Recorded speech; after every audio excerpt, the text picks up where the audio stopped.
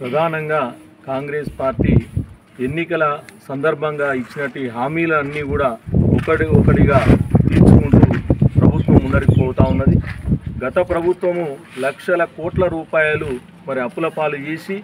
రాష్ట్రాన్ని దివాలా తీసినా కూడా మరి గౌరవ ముఖ్యమంత్రి రేవంత్ రెడ్డి గారు మరి ఉప ముఖ్యమంత్రి బట్టి విక్రమార్క గారు ఇక్కడ ఉన్నట్టు ఆర్థిక వనరులు తక్కువగా ఉన్న సంక్షేమ ఫలాలను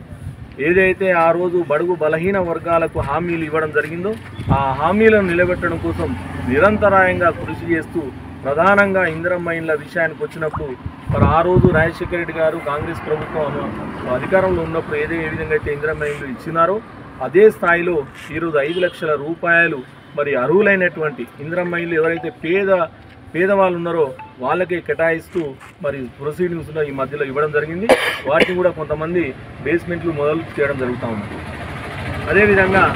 ఈరోజు నూతనంగా కేసముద్రం మున్సిపాలిటీని ఏర్పాటు చేసిన తర్వాత మరి ఈ అభివృద్ధి కూడా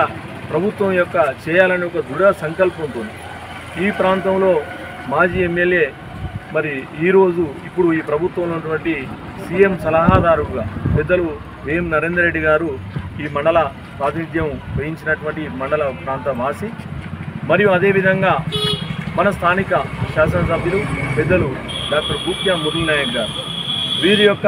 కృషితోని నూతనంగా ఏర్పాటైనటువంటి మరి మున్సిపాలిటీకి నిన్న 100 కోట్ల రూపాయలను కూడా మంజూరు చేయడం జరిగింది.